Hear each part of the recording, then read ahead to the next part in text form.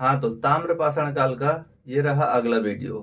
पिछले वीडियो में हमने कुछ स्थलों की बात की थी और आज हमको करनी है महाराष्ट्र क्षेत्र की, यानी महाराष्ट्र में कौन से स्थल पाए गए हैं, किससे संबंधित, ताम्रपाषाण काल के। तो देखिए, सबसे पहले तो हम जानते हैं कि ये स्थल हैं कहाँ। देखिए, महाराष्ट्र का रीजन भी छोटा मोटा तो है नहीं। और जैसे अगर ये मैप देखेंगे आप, तो इसमें ये देखिए,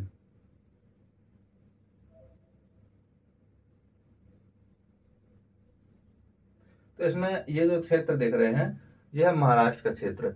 तो महाराष्ट्र का जो क्षेत्र है, इसके पश्चिम में है ये सभी स्थल। देखिए, महाराष्ट्र में भी कहा, महाराष्ट्र का जो आज का क्षेत्र है उसके पश्चिम में ये सभी स्थल पाए गए हैं। ठीक है, तो पूछा जाएगा कि ताम्रपाषाण के स्थल महाराष्ट्र में किस क्षेत्र से मिले, तो कहेगा महाराष्ट्र के पश्चिम क्षेत्र से, यानी समुद्र तट के पास नहीं मिले हैं। और यहाँ से कौन कौन से स्थल मिले हैं, तो ये देख लीजिए स्थलों के नाम। एक स्थल है, इसका नाम है जोरवे, और यही सबसे महत्वपूर्ण है।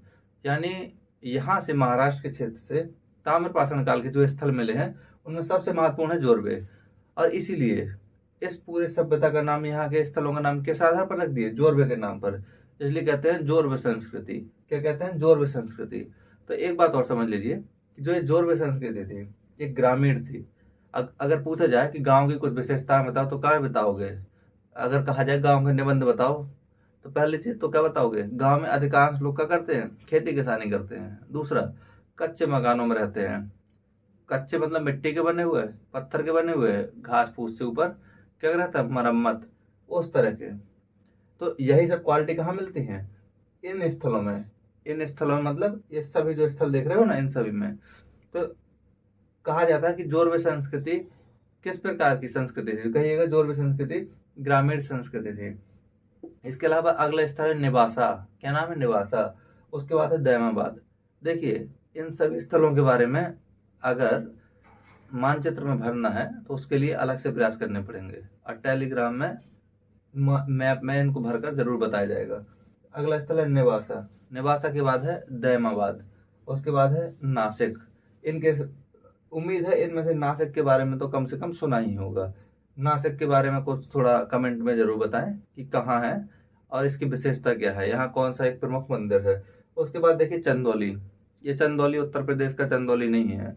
क्या ऐसा ना हो कि जो चंदौली के हैं वो कहने लगे हमारे यहाँ का नाम आ गया, तो ऐसा नहीं है। ये चंदौली महाराष्ट्र में है। सोनगांव।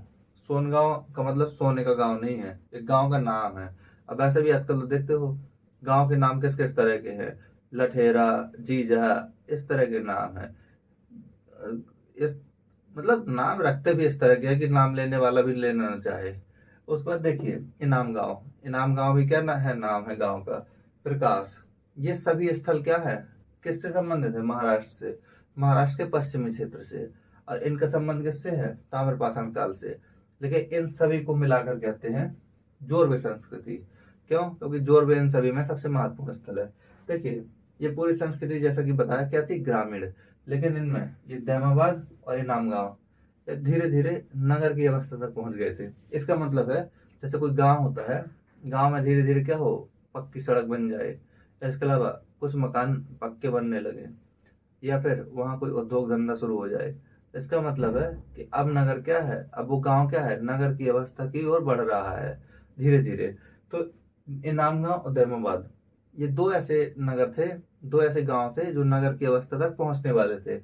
अब चलिए बात करते हैं विशेषताएं। देखिए, इस सभ्यता की जो विशेषता है या इन स्थलों की, यहाँ से जब इंसान मर जाता था तो उसको एक कलश में इकट्ठा करते थे। ठीक है, और उसको क्या करते थे, दफनाते थे। किस दिशा में, नॉर्थ साउथ दिशा में। ये पूछा गया है कि महाराष्ट्र से जो मृतक को दफनाने के साक्ष्य मिले हैं वो किस दिशा में। देखिए, उत्तर से दक्षिण, यानी ऐसे ऐसे दफना देते होंगे, उत्तर से दक्षिण। ठीक है, और एक और बात, ये लोग जब दफनाते थे तो उसके साथ कुछ मिट्टी की बना के हड्डियां रख देते थे, और साथ में कुछ तांबे की वस्तुएं। देखो कितना बकलोल है, ये लोग क्या सोचते होंगे। हालांकि उनकी अपनी सोच रही होगी। ये सोचते थे, पहली चीज तो ये दफनाते कहाँ थे, अपने घर के अंदर, यानी जो घर जहाँ रहते हैं उसी के जमीन में दफनाते थे, अंदर उत्तर दक्षिण दिशा में। और उसके साथ रख देते थे हड्डी की क्या, मिट्टी की बनी हड्डियां, और साथ में तांबे के औजार। और इनकी सोच थी कि भविष्य में जब वो मर गया है, जहां भी गया होगा या अंदर गपा हुआ है, तो वो क्या करेगा, इनका उपयोग करेगा, उसको इसकी जरूरत पड़ेगी। हालांकि देखिए कितनी अच्छी सोच के थे। आजकल अगर कोई बॉडी है और वही देख लेते तो चकरा जाते हैं, ये लोग तो अंदर रखते थे, यानी नीचे दफनाए हुए हैं, उसके ऊपर रह रहे हैं। सोचकर देखिए, आपसे कहा जाए कब्रिस्तान में मकान बना लीजिए, रहेंगे? नहीं रहेंगे। कितना बहादुर लोग था ये, वाह रे वाह। चलिए अब बात करते हैं अगले स्थल के बारे में। तो महाराष्ट्र के बाद देखिए अब हम चलते हैं दक्षिण भारत में। दक्षिण भारत में जो स्थल थे उनके बारे में जानते हैं, लेकिन इससे पहले हम जानते हैं एक दक्षिण भारत के बारे में विशेषता। देखिए दक्षिण भारत में नवपाषाण काल जब समाप्त हुआ तो उसके अंतिम चरण में, यानी नवपाषाण काल जैसे समाप्त होने वाला था, तो वहां से हमको साक्ष्य मिलते हैं किसके, ताम्रपाषाण काल के साक्ष्य मिलना शुरू हो जाते हैं। और एक और बात है जो यहाँ के संदर्भ में महत्वपूर्ण है, यहाँ पर यानी दक्षिण भारत के क्षेत्र में एक स्थिर ग्राम्य जीवन के साक्ष्य देखने को मिलते हैं। यानी यानी यहाँ पर लोग कैसे रहते थे, स्थिर तौर पर। एक होता है स्थिर, एक होता है गतिशील। अब मान लीजिए आप खेती किसानी कर रहे हैं, आप पशुओं को पाल रहे हैं, तो आपको इतना फिक्स है कि एक जगह घर बनाकर रहना पड़ेगा। तो यहाँ पर हमको क्या साक्ष्य मिले हैं, इसी तरह के साक्ष्य मिले हैं। चलिए बात करते हैं कुछ स्थल। पहली चीज देखिए, ये जो चैप्टर है इसको समझना इसलिए जरूरी है ताकि आने वाले चैप्टरों को समझा जा सके। एग्जाम की दृष्टि से ज्यादा महत्वपूर्ण नहीं है, इसलिए टेंशन ज्यादा नहीं लेना है इसमें। देखिए प्रमुख स्थल, अगर हम बात करें इन स्थलों की, तो पहला है ब्रह्मगिरी। ये ब्रह्मगिरी कर्नाटक के आसपास के क्षेत्र में मिलते हैं, ये सभी स्थल वही मिलते हैं। दूसरा मास्की, तीसरा संगनकल्लू, ये महत्वपूर्ण है। और मास्की स्थल जब पढ़ाएंगे अशोक के अभिलेख तो वहां इसके बारे में जानकारी मिल जाएगी। संगनकल्लू, संगनकल्लू एक महत्वपूर्ण स्थल है, क्यों है अभी बताएंगे। नागार्जुन कोंडा, देख रहे हैं ज्यादा डिफिकल्ट थोड़ी है। इन स्थलों के बारे में जानने के बाद अब हम जानते हैं विशेषता। देखिए इस समय की अगर हम विशेषता बात करें, जैसा कि हमने पहले कहा कि इस समय के लोग क्या करते थे, एक खेती किसानी करना सीख गए थे। और खेती किसानी करने के साथ एक जगह पर खूंटी मारकर या घर बनाकर रहते थे आराम से। तो इन्होंने किसकी खेती की, इन्होंने की है मुख्य रूप से चना और बाजरा की खेती, चना और बाजरा की। एक और बात समझिए, इस संस्कृति के आरंभ में, यानी जब नवपाषाण काल आरंभ हुआ दक्षिण भारत में, तो उस समय दरअसल दो तरह के लोग थे, एक थे कृषक और दूसरे थे चरवाहे। कृषक का काम था खेती किसानी करना, कौन सी फसलें उपजाते थे, चना और बाजरा की। दूसरे थे चरवाहे, चरवाहे का मतलब होता है जिनको आज हम लोग क्या कहते हैं, जो जानवरों को चरवाने जाते हैं, मतलब घास वगैरह चरने जब जानवर जाते हैं तो जो लोग ले जाया करते हैं वही कहलाते हैं चरवाहे। तो उस समय चरवाहे बहुत अधिक संख्या में थे, यानी किसानों से ज्यादा कौन थे, चरवाहे। क्यों, क्योंकि इंसान ने पहले खेती करने से पहले जानवरों को पालना शुरू कर दिया था, बहुत पहले से, इसलिए इस समय तक आते आते चरवाहे बहुत ज्यादा संख्या में हो गए। एक और बात समझिए, ये चरवाहे जहाँ रहते थे जाते थे, वहां पर क्या करते थे, टेम्परेरी झोपड़ी बनाते थे। आस पास क्या करते थे, जो जीव जंतुओं का, यानी जिनको पालते थे लोग, उनका जो गोबर इकट्ठा हो जाता था उसको जलाते थे। जब उसको जलाते थे, देखे होंगे अगर कंडा, जिसको उपला बोलते हैं, अगर आप जलाएं उसकी राख उसी जगह पड़ी रह जाती है, होती है। तो उसके साक्ष्य हमको यहाँ से मिलते हैं। उस स्थल का नाम है संगनकल्लू। संगनकल्लू से अगर पढ़ेंगे तो उसमें मिलेगा कि हमको यहाँ से राख के टीले के साक्ष्य मिलते हैं। ये राख का टीला क्या था, ये यही था, जानवर जहाँ रहे उन्होंने क्या दिया, गोबर, और उस गोबर को ये लोग इकट्ठा करके जला देते थे अन्य लकड़ियों के साथ मिलाकर, तो यही कहलाता था राख का टीला।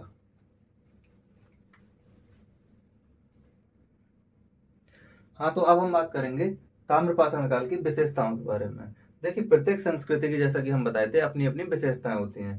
तो इसकी विशेषताओं की यदि हम बात करें तो सबसे पहले हम बात करेंगे सामाजिक विशेषताएं, फिर हम बात करेंगे सांस्कृतिक और आर्थिक। देखिए क्वेश्चन अगर पुट अप करता है तो इन्हीं में से करता है ज्यादातर, ठीक है। देखिए इसके बारे में विस्तार से नहीं बताया जा सकता है। अगर जानकारी चाहिए है तो इसके लिए टेलीग्राम में कंटेंट डाल दिया जाएगा, तो वहां से जानकारी इकट्ठा करें। देखिए सामाजिक की यदि हम बात करें तो ताम्रपाषाण काल में सामाजिक व्यवस्था में भेदभाव दिखाई देता है। ऐसे समझिए, जैसे आप जहाँ रहते हैं, क्या उसके आसपास सभी लोगों के मकान एक से बने हैं, या सभी लोगों के पास समान रूप से रुपया है, क्या सभी लोग जो आसपास रहते हैं सबका रहन सहन एक सा है, नहीं होगा। ये क्या दिखाता है, भेदभाव। भेदभाव कैसा, अलग अलग लोगों की अलग अलग तरह की स्थिति रही है। तो अगर हम देखेंगे इस समय ताम्रपाषाण काल में, तो यहाँ हमें समाज में भेदभाव दिखाई देता है। आप कहेंगे कि कैसे पता कि भेदभाव होता था। देखिए बस्तियों के आकार में अंतर, अलग अलग तरह की जो बस्तियां दिखी हैं उनमें आकार में अंतर है। कोई बस्ती छोटी है, मान लीजिए कोई छोटू सा इतना सा, और कोई बहुत बड़े आकार का बस्ती है, तो ये क्या है, भेदभाव। ठीक है। उसके अलावा देखेंगे तो सरदार का जो मकान होता था ये बड़ा होता था और आयताकार, यानी सभी मकान कैसे, छोटू छोटू से गोल गोल मकान। लेकिन जो सरदार का मतलब होता है मुखिया, यानी उस हर संस्कृति का जो मुखिया होता था उसका मकान कैसा होता था, आयताकार, इस तरह भारी भरकम मकान। तो इतना तो स्पष्ट है, ये भी करा होगा, बढ़िया लूटता रहा होगा सबको, और अलग दिखाने का प्रयास किया। सब लोग गोल मकान बनाए, इसने बना दिया चौकोर आयत की तरह, अलग अपने आप में हो गया। अब जो कोई आएगा तो पूछेगा ना कि इस मकान की का है भाई, इतना बढ़िया बना है अलग थलग, तो बताएंगे अरे हमारे मुखिया का है, सरदार का। और देखिए एक और बात है सबसे बड़ी, कि कुछ बच्चे जो कब्र में मिले हैं, उन बच्चों में से कुछ बच्चे ऐसे हैं जो मरने के बाद मतलब अंदर जो दफन है और क्या पहने हुए हैं? तांबे के जेवर आभूषण। और बाकी कुछ बच्चे ऐसे हैं जो कुछ भी नहीं पहने हुए हैं। तो सोच कर देखिए क्या है, भेदभाव। यानी जो संपन्न रहे होंगे, जिसके पास रहा होगा, उसका बच्चा अगर देहांत कर जाता तो उसको क्या करते, पहना देते होंगे तांबे के आभूषण। लेकिन जिसके पास है ही नहीं, वो तांबे का लोहे का भी ना पहना पाएगा, और उस समय तक तो लोहा आया भी नहीं था। तो देखिए ये सब क्या है, भेदभाव। एक और बात जानने लायक है कि महाराष्ट्र के क्षेत्र में सबसे ज्यादा बच्चों के शव मिले हैं, यानी बच्चों के शव के सबसे ज्यादा साक्ष्य कहाँ मिले, महाराष्ट्र के क्षेत्र में। यानी हम कह सकते हैं कि उस समय भी महाराष्ट्र में क्या था, यानी बाल मृत्यु दर बहुत अधिक रहा होगा, यानी बहुत ज्यादा लोग मरते रहे होंगे। चलिए बात करते हैं सांस्कृतिक। सांस्कृतिक में क्या आता है, खान पान, रहन सहन, वेशभूषा, पहनावा, लिखना पढ़ना, सब चीज सांस्कृतिक होता है। देखिए ये लोग करते क्या थे, गांव कहाँ बसाते थे, पहला क्वेश्चन उठता है। अगर आपसे कहा जाए गांव कहाँ बसाएंगे, तो आज तो कहीं भी बसा लेंगे, क्यों, आज तो सब कुछ है भाई। आजकल स्मार्ट गांव की बात हो रही है, ऐसा गांव जहाँ टीवी, एसी, फ्रिज, सुविधा सब कुछ हो, एकदम बढ़िया वीआईपी, मस्त रोड गया हो। आजकल तो शहरों में देखोगे तो कुछ जगह गांव बनाया जाता है, आर्टिफिशियल झोपड़ी बनाई जाती है, खटिया बिछाया जाता है, और गांव जैसा पूरा माहौल बनाया जाता है, और लोग वहां आकर आते हैं, अपन 500-600 रुपये देकर रुकते हैं वहां पर। ये हाल है। जैसे जैसे गांव क्या हो रहे हैं, सिमट रहे हैं, वैसे वैसे शहरों में क्या हो रहा है, उन्हीं का पर्यटन किया जा रहा है, पैसे कमाए जा रहे हैं। तो देखिए उस समय ये लोग समझदार थे, इस समय बसाते थे मकान कहाँ पता है, पहले नदी देखते थे कि आसपास क्या हो, नदी, और नदी का जो मैदान होता था ना, उसी के आसपास देखते थे कोई हल्की सी ऊंची पहाड़ी हो, और उसी के आसपास बसाते थे मकान। क्यों, क्योंकि पहाड़ी है तो वहां जानवर तो आएंगे नहीं ज्यादातर, और आएंगे तो समय मिल जाएगा। दूसरा, पहाड़ी में, अब ये बताइए आप पहाड़ी के ऊपर है और जानवर देखे नीचे है, तो क्या करेंगे, फेंकेंगे, पत्थर मारेंगे उसको, चोटिल हो जाएगा। इसलिए ये लोग बसाते थे ऐसी जगह मकान, एक तो खुद को सुरक्षा मिल जाएगी। अब पहाड़ी क्षेत्र जो होता है वहाँ क्या होती है, गुफाएं, अगर कोई आ भी गया तो कहाँ छुप जाएंगे, गुफाओं में बना बनाया मकान मिल जाएगा। देखिए इस समय के अधिकांश मकान मिट्टी के बने हुए थे, लेकिन ऐसा नहीं कि सब मिट्टी के थे, कुछ मकान पत्थर के भी बने हुए थे। अगर धार्मिक कार्यों की बात करें कि मतलब इस लोग, देखिए धर्म हर समय रहा है किसी न किसी रूप में, तो इस समय अगर धार्मिक की बात करें तो राजस्थान और मालवा, इन क्षेत्रों से हमको वृषभ मतलब बैल, बैल के साक्ष्य मिलते हैं। अब वृषभ तो जान ही रहे हैं कि आने वाले समय में इस सभ्यता के बाद जिसको पढ़ना है, हड़प्पा सभ्यता, उस समय एक प्रमुख जीव था या प्रमुख जंतु। ठीक है। तो देखिए इसके बाद हम बात करेंगे इनाम गांव, जैसा कि बताया महाराष्ट्र में है इनाम गांव। वहां से हमको एक मातृ देवी की प्रतिमा मिली है। मातृ देवी मतलब कोई महिला देवी के रूप में दिखाई हुई, उसकी क्या मिली है, मूर्तियां मिली हैं, लेकिन अंतर यह सिर कटी हुई, मतलब माता देवी का सिर कटा हुआ है, ऐसी मूर्तियां मिली। अब बात करेंगे अंत्येष्टि। देखिए अंत्येष्टि का मतलब होता है अंत, यानी अंत में क्या करते जब कोई मर जाता था।